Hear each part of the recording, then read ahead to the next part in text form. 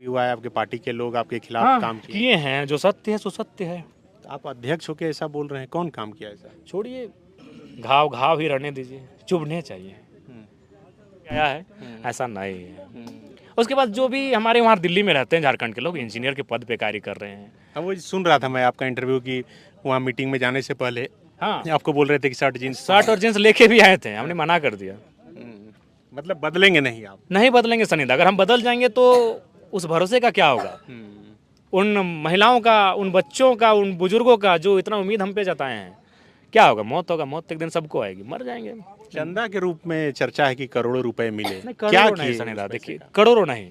हम जिस दिन जो आय व्यय का हिसाब क्लियर हो जाएगा ना डीसी मैडम के सामने, उसके बाद हम खुद सोशल मीडिया में आके बता देंगे कि कितना पैसा है, कितना पैसा आया था, कितना हमने खर्च किया और मेरे अकाउंट में क्या बचा है। अच्छा, एकदम हम फिर उस पैसे से विधानसभा नहीं, अगर जनता कहेगी कि हम विधानसभा के लिए रखें तो रखेंगे, और नहीं तो मान के चले अगर 5 लाख मेरे पास बचा, तो हमने कहा था लाइब्रेरी, हमारे पास 6 विधानसभा आती है, तो 5 लाख को 6 से भागा देंगे और एक विधानसभा वाइज हम एक गो ही लाइब्रेरी बना देंगे। फिलहाल जो खर्च होगा, किसी दोस्त को कहेंगे कि आप भाड़े में अपना मकान दे दीजिए, शिक्षा के नाम पर बहुत कोई देने के लिए तैयार है, तो अगर देंगे तो हम उस पैसे खर्च कर देंगे। अगर जनता से हमारी ये राय आई कि जो पैसा आपके पास बचा है उसको भी मत रखिए, तो हम नहीं रखेंगे, नहीं रखेंगे, प्रॉमिस बोल करके जा रहे हैं। लेकिन हाँ, अभी हम इसलिए हिसाब किताब नहीं दे पाएंगे, समय नहीं मिला, दे देंगे, एकदम दे देंगे। अगर आपको मेरा जो नया अकाउंट चाहिए हम आपके हाथ में दे देंगे, आप जाइए बैंक अकाउंट से डिटेल निकाल लीजिए कि 15 लाख आया है कि 20 लाख आया है कि 50 लाख आया है, हमको अभी तक आइडिया नहीं है, उतना समय किसके पास है। अच्छा, आप कुछ बयान पर आते हैं। अभी गोमिया के जो विधायक है लंबोदर महतो, वो आपको चुनौती दिए हैं कि अगर हिम्मत है तो आप गोमिया से आकर लड़िए, आपको पता चल जाएगा। पहला बात तो देखिए, पहला बात तो उनको सोचना चाहिए कि हम लोग यूथ हैं, वो बुजुर्ग हैं, बुजुर्ग नहीं, ठीक है, मीडियम एज में हैं, तो अगर यूथ को अगर आप हिम्मत का चुनौती देते हैं तो हम ईमानदारी से कहते हैं सनी भैया, पहला बात तो आदर करते हैं, उनसे हमारा राजनीतिक वैचारिक माने मतभेद है, लेकिन उस एज ए व्यक्ति पढ़े लिखे हैं, हम आदर करते हैं। और हम इतना कहेंगे, अगर और 2 बार इस बात को सेम बोलें, उसी टर्न में, उसी स्वर में बोलें, तो हम गोमिया विधानसभा 1 सीट लड़ेंगे। नहीं तो और कौन सा सीट सोचे हैं जहाँ से लड़ेंगे? देखिए, अभी चर्चा 3 सीट में से एक चल रहा था, टुंडी, डुमरी, गोमिया। डुमरी इसलिए चल रहा था कि हम 90,000 वोट लेके आए हैं। अच्छा। तो स्वाभाविक है वहाँ लोग प्रीफर करेंगे कि भाई सबसे ज़्यादा वोट हमको वहाँ मिला है, दोनों पार्टी को हम लोग लगभग 35,000 वोट से पछाड़ा है वहाँ।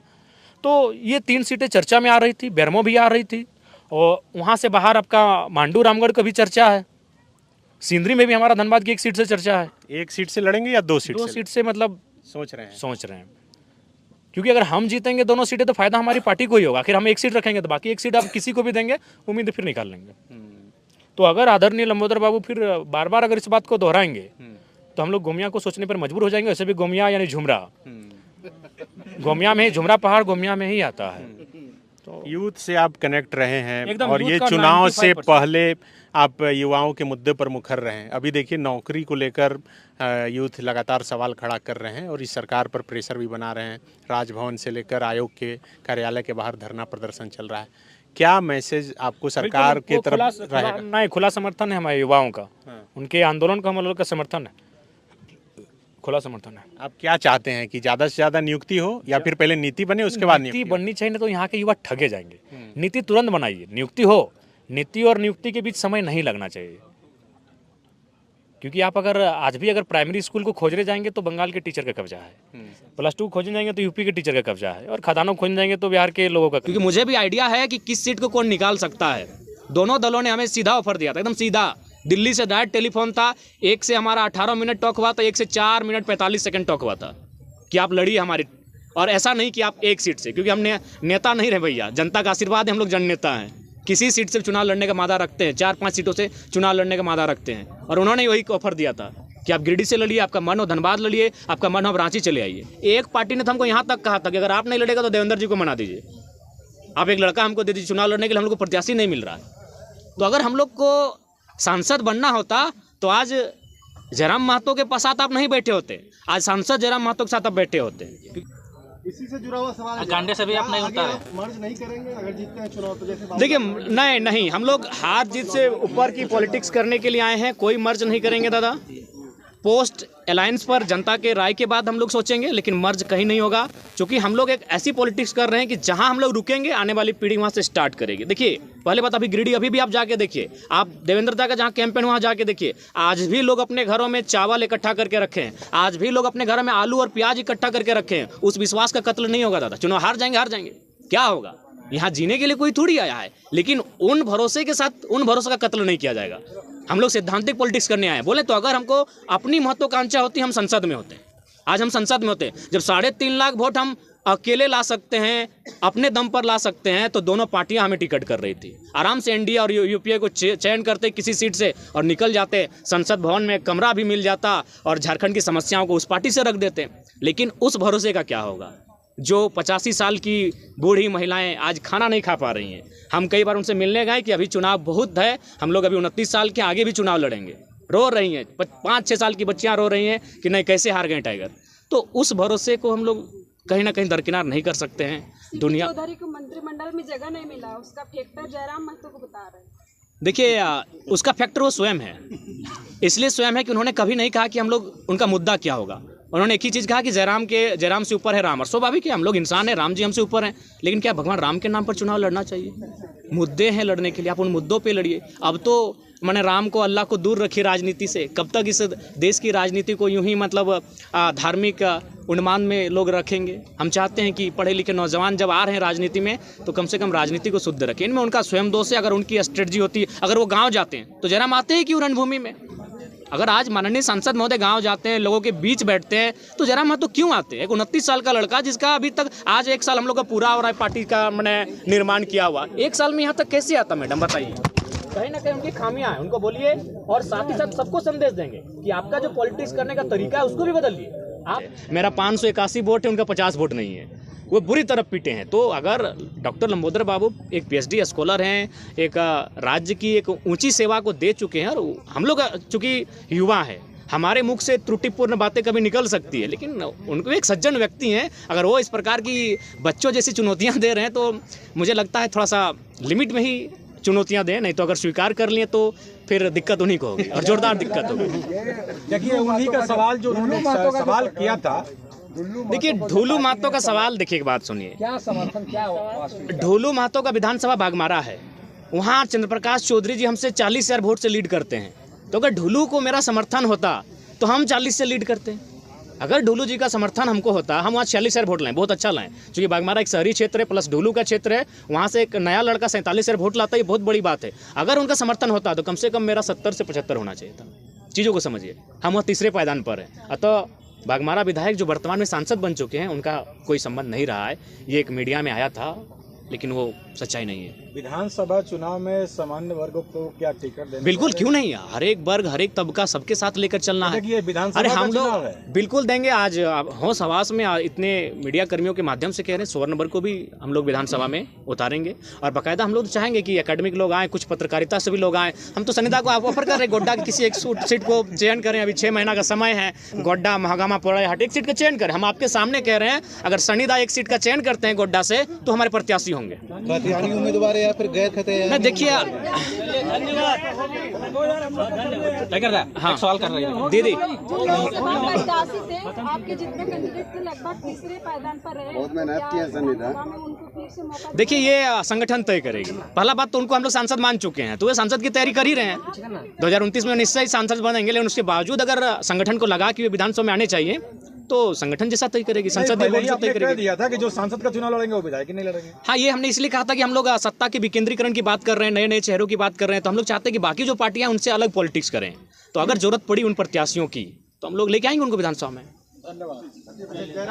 जयराम जी, एक photo Indian school of democracy में आपका वायरल होता है, विधायिका अंबा प्रसाद। देखिए आप देखिए, सबसे पहला बात है, बातचीत हुआ उनसे आपसे? नहीं, ऐसा विशेष नहीं। आप झारखंड की विधायक हैं और मिली तो भाई झारखंड से बाहर हैं, तो अपनत्व का भाव है, मिले उनसे, ऐसा बात नहीं है। लेकिन वो उनका भी निमंत्रण था, वो तो वहाँ जाने के बाद पता चला कि उनको भी निमंत्रण है। एक पीछे सवाल है कि हार गए आप, ठीक है, फिर भी जाते जाते बहुत बड़ा संदेश दिए, लेकिन आपने समीक्षा किया, हाँ। कारण आपको क्या लगा?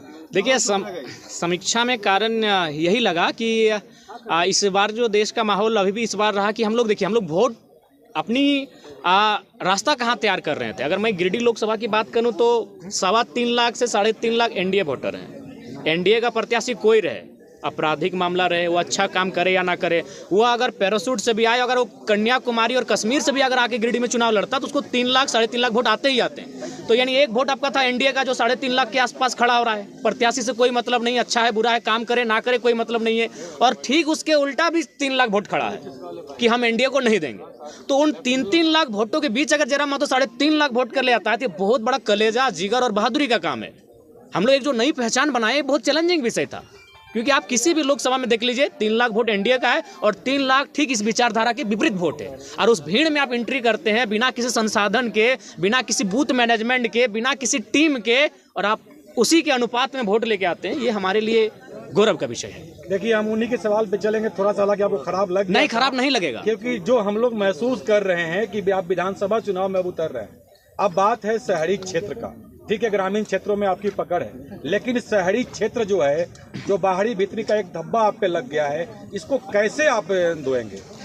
देखिए, एक बात हम स्पष्ट कह रहे हैं, ये लड़ाई बाहरी भीतरी की कब रही। हमने ये कहा कि जिस प्रकार, अच्छी बात बताइए, आज भारतीय जनता पार्टी जिसकी आप बात करते हैं, उड़ीसा में उन्होंने किस आधार पर चुनाव जीता, क्या किसी को आइडिया है? क्योंकि लोकसभा का चुनाव था, इसीलिए उड़ीसा का मैसेज किसी तक नहीं आया।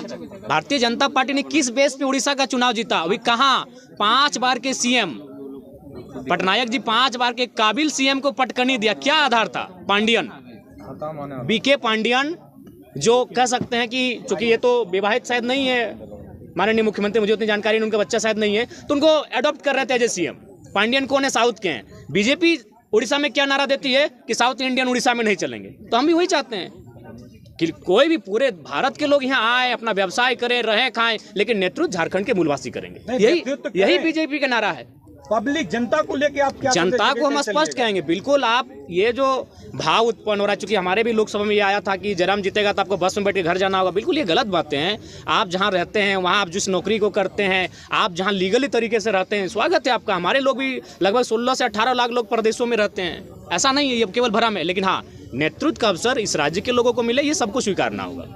टाइगर, एक सवाल है, गोमिया विधायक लंबोदर महतो बोल रहे हैं कि आप झारखंड मुक्ति मोर्चा के इशारे पे काम करते हैं। अच्छा, तो झारखंड मुक्ति मोर्चा के इशारे पे काम करते हैं तो डुमरी में हमको 90,000 वोट कैसे आता? एक पीएचडी वाले व्यक्ति अगर इस प्रकार के बयान दे रहे हैं तो हमको लगता है उचित नहीं है। टुंडी में हमको 60,000 वोट फिर कैसे आ जाता? बेरमो जो महागठबंधन का सीट है वहाँ हमको 50,000 वोट कैसे आता? उपचुनाव में जब कैसे सीट नहीं, हमने स्पष्ट कहा है कि हमारा पहला चुनाव किसी की मौत पे नहीं लड़ेंगे। वहाँ स्वर्गीय जगन्नाथ महतो की मृत्यु हुई थी और हम लोग पहला चुनाव शुरुआत किसी की मौत से करें, ये हमारा, चूंकि हम लोग सिद्धांतिक पॉलिटिक्स करेंगे, चुनाव हार जीत से ऊपर। अगर हम लोग को केवल चुनाव ही फोकस होता तो मैं आपको बताना चाहूँगा, एक पार्टी ने तो हमको यहाँ तक कहा था कि अगर आप नहीं लड़ेगा तो देवेंद्र जी को मना दीजिए, आप एक लड़का हमको दे दीजिए चुनाव लड़ने के लिए, हम लोग को प्रत्याशी नहीं मिल रहा है। तो अगर हम लोग को सांसद बनना होता तो आज जयराम महतो के साथ आप नहीं बैठे होते, आज सांसद जयराम महतो के साथ आप बैठे होते।